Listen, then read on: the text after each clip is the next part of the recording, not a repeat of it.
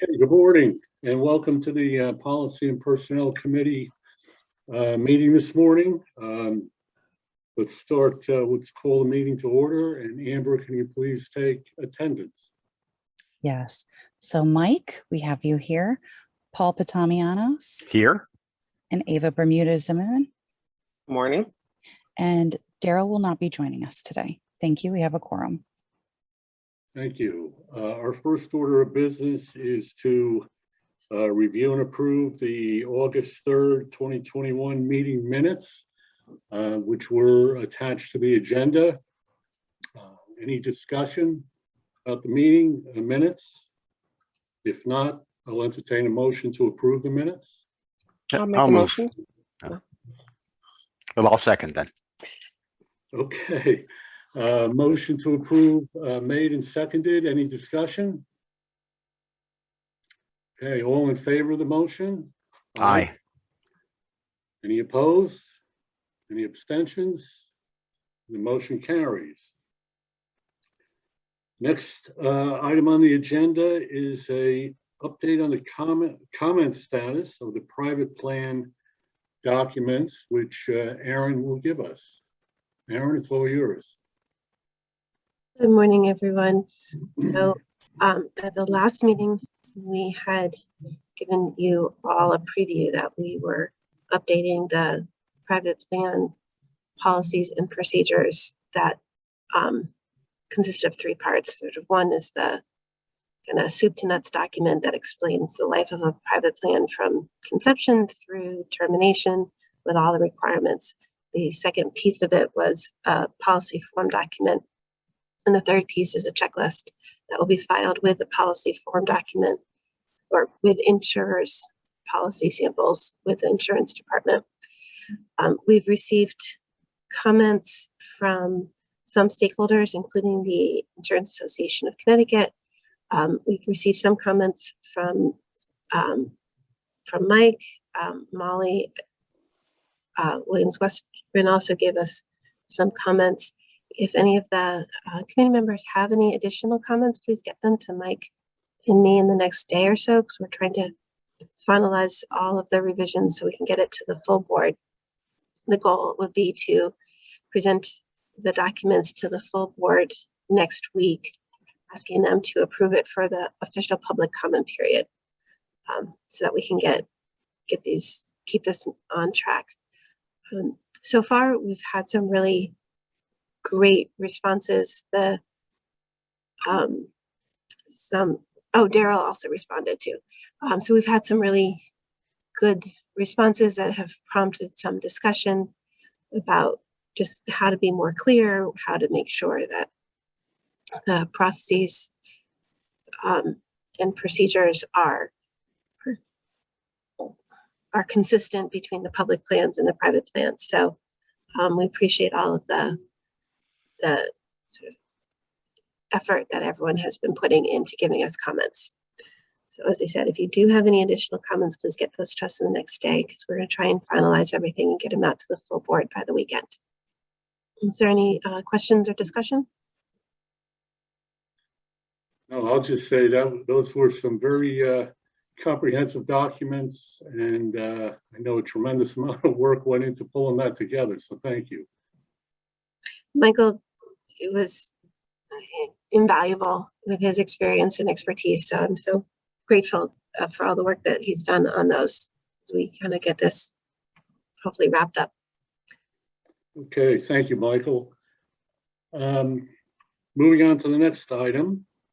Aaron, the floor is still yours to give us a report on the proposed changes to the employee handbook. Right, so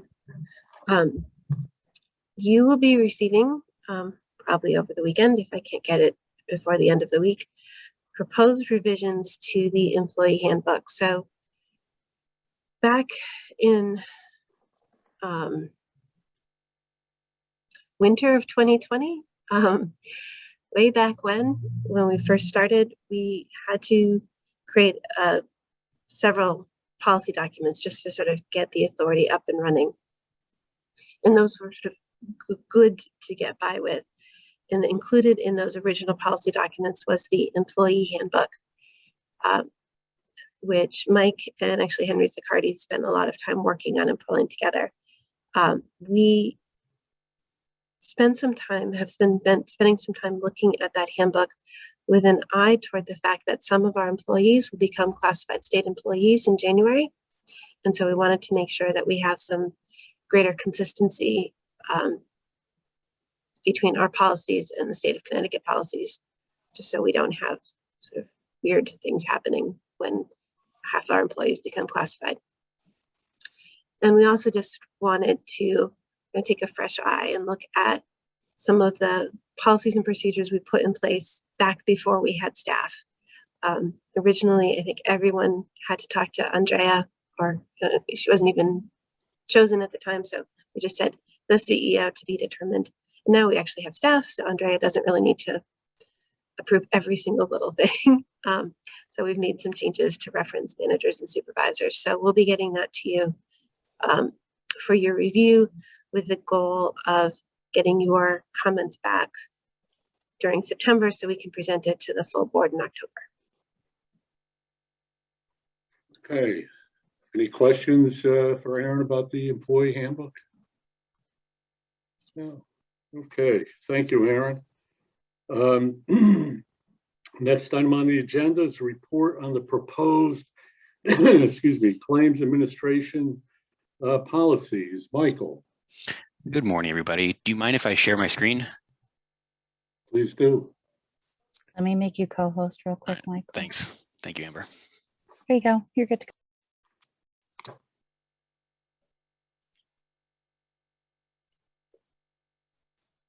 All right. Can everyone see my screen? Yes. All right, thank you. I appreciate the opportunity to talk with everyone. I feel like I've been in a few meetings and just kind of lurked in the background, and most I ever said was hello and goodbye at the end of the meeting. So I appreciate the opportunity to kind of, if anyone wants to hear what my voice sounds like, here it is. So we are about to finalize a series of drafts. I don't know if you guys see this window or not. I'll move that away. We're about to finalize a series of drafts mostly around claims administration. It's, if not next week, then maybe the week after. And given the timing of these meetings, we thought it made sense to give a little bit of a preview, so we didn't have to wait for next month's meetings and then therefore get so much closer to the January 1st start time before these get officially published. As I said, this is a fairly broad set of policies. It's mostly involving claims administration. And it may not be the longest from the sense of like word count, because I know our private plan policies, we gave you a lot of documents for that, but from like the breadth of the policies. So a lot of this is like the end-to-end view. If I'm an employee in the state of Connecticut and I have questions about how the program works, a lot of these questions are going to be answered in this set of policies. There were kind of four sources of policies that we used to make up these policies, including the frequently asked questions that are on the Connecticut paid leave website currently. A lot of them came up as we were making decisions, having meetings with our claims administrator, AFLAC, and the timing of when a claim gets filed, when an appeal needs to be filed, when a reconsideration, all those questions that we were answering in all these meetings we're having, everything needed to be published as a policy. We started drafting those as well. We also had a database of knowledge articles that our United Way team is using to answer any of our questions from customers across the state. And then the last category is I just referred to as internal authority questions. These are what I call the 3 a.m. questions. You wake up in the middle of the night and you think of this really weird scenario and you're like, I don't know how we deal with this. If it's your birthday while you're on leave and your grandmother gives you $50 for your birthday, but she's also your boss, does that become like income that we have to figure out if we reduce your benefit for? So all these weird scenarios we think of in the middle of the night. And if they still make sense as a question at 7 a.m., we kind of ask it and answer it and kind of develop a policy for it. So all of that's gone into this set of policies that we're about to draft and provide to you later this month. As I mentioned, it's a big, it's a very wide breadth of policies. So I divided into categories that hopefully make it easier to be understood by the board and then eventually the public. So I can go really quickly through the categories. If you have any questions, obviously stop me, but you'll see the eventual policies later this month, as I mentioned. First section is definitions. essentially defining any terms where the intent is unclear or there's multiple reasonable interpretations, identifying when we're matching other laws definitions, primarily the Connecticut Family Medical Leave Act, and then maybe more importantly, when we're deviating from those laws or those definitions. How the terms might apply in a specific way to the CT paid leave program, and then just allowing us to use shorter phrases. So all that is in the definition section. The second section is the eligibility for the program, categories of employers who aren't covered, what happens when an employer who doesn't have to be covered but can choose to, they actually do elect to be covered. When does that start? How does that process work? And then on the other end, process for employers who are no longer active in the state and terminate coverage. Some questions about contributions are in the next section, the type of income that might be exempt from the 0.5% contribution requirement. How employers might document the contributions on their W-2s. And then a important question about when an employee has multiple employers and maybe they don't bump up against that Social Security contribution limit with one employer, but they do with multiple. How do they process that? Next section is what I call the math section, the benefit calculation and utilization. Everything that involves multiplication, subtraction is all in here. So how we calculate the formula, how we round, compensation and utilization when you have multiple jobs, pro rata formulas, and then any special rules involving areas where the law has specific durations that are different than the 12 weeks. So we talk about the 2 weeks during pregnancy, the 12 days for family violence, and then the 26 weeks for military caregiver leaves, and how that operates in the context of paid leave. The last section on this page is probably the most important and the largest section. It's all about the leave submission process. Everything that an employee or employer needs to know about how to submit a claim, what evidence need to provide, the time frames of that evidence, and then when we may ask for more information or recertification. And then the last set of categories is a section about benefit payment process. Any sort of things that need to be aware of. When do we actually pay the benefit? How does overpayment recovery or underpayment remittance work? And then any sort of termination event that's unexpected, how that might work and how they might notify us of it. We have a category for appeals and reconsideration, mostly timeframes. We haven't fully defined the process, and obviously when we do that, we will provide policies for that as well. But as much as we know and we can provide to the public, we've kind of drafted those. We've got a section for penalties. For example, there's a potential penalty of a 2-year ban on receiving benefits from the program. We want to make it clear that just because you can't receive benefits doesn't mean that you no longer have to contribute to the program if you're earning income in the state. So things like that go in or clarified in these policies under penalties. We have some of the rules about private plans, not so much the policy forms or what the actual documents look like, but more of the administrative side of things in the private plans. So for example, what requires a new vote? What is a material change to the plan that would require a new vote? Really defining that. What happens when the plan is still in effect and the company closes down or gets bought out? And then a rule about acceptable uses of employee contributions, because any money that goes to the private plan from employees' paychecks has to be used for the program. So we want to make sure we define what that means to use it for the program.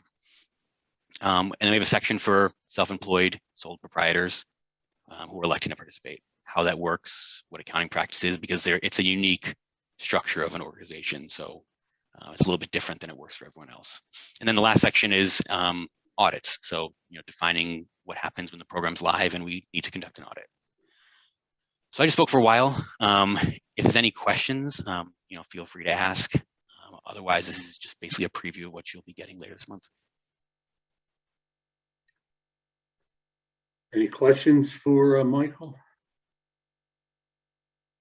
Michael, I have a question. Sure. Are these documents going to be for public consumption or internal use? So what we're providing you later this month will just be internal at the moment, but eventually they will be used for public consumption. Yes. So this will have to go through the notice and comment period and a publication, et cetera. Absolutely. Okay. Okay, thank you. Thank you. moving on to the next item on the agenda. Anyone, any old business that anyone wishes to raise? I don't have anything. Eva? Nothing? Okay, moving on to new business. Any new business? Well, I have one thing just to raise, just to really acknowledge. Andrea sent an email the other day saying that we are 90 days from go live, so to speak, which is, it kind of got my attention because we've all been working on this for almost a couple of years now, and here we are. That was kind of the point. Yeah. So I just wondered if you could give us a very short summary of how comfortable we should feel, how nervous we should be in the next 90 days. Sure. I think it's appropriate to be both of those things. I think we feel very comfortable, and you can just see the amount of work, for example, that Erin and Michael in particular have done, and that same amount of work, if not considerably more, has already been done on the claims administration side. So what I sent was essentially a summary, but when I say all of the workflows are complete, they're all done. Everything is done. So what we're working on now is essentially just getting the staff that's been hired by AFLAC ready to be trained. And Erin is actually reviewing all of the training material now. They have she'll tell you, enormous numbers of slides to teach them everything about the background of paid leave to specifically how the statute works. So she's reviewing all of that now because it's all complete. And we just continue to move forward. What we're doing now is we are hiring the people who will be engaging in the oversight. And we have an embarrassment of riches. We have about 2 quality control positions that are available and 2 business support positions, we're calling them, especially for those businesses that have 74 or fewer employees who have had no experience with family medical leave. But everyone that we're hiring should have some working familiarity with FMLA. And we probably got 100 applications for each one of those roles. So there's lots of people who are interested in doing the work. And we are conducting final interviews now with some really talented and experienced people. So we should always be nervous, right? That's what keeps us going. We never want to be complacent. That's just not how we operate. But we feel confident that we're moving in the right direction. And then on 12/1, that we'll be ready to go. That's terrific. Is AFLAC training their people, or are we training their people? It's being done jointly. AFLAC is doing the bulk of the training, but we are, as I mentioned before, we're reviewing all of the materials, and Erin and Kathy Mihailuk, who is our benefits lead, and I will be attending and participating in as many of the training sessions as we can to make sure that what's being taught is accurate, because that's important, and that we can sort of lend our flavor to the way we want people to interact with the public. So we will be very active and engaged in that. Okay, thank you for that that summary. I'll continue to be nervous and comfortable at the same time. All right, moving to the last item on our agenda, which is adjournment. I'll entertain a motion to adjourn. So moved. Paul? Second. And seconded. All in favor? Aye. Aye. All right. Thank you, everyone. Have a great Labor Day weekend. Thank you all. you. Everybody. Thanks. Bye.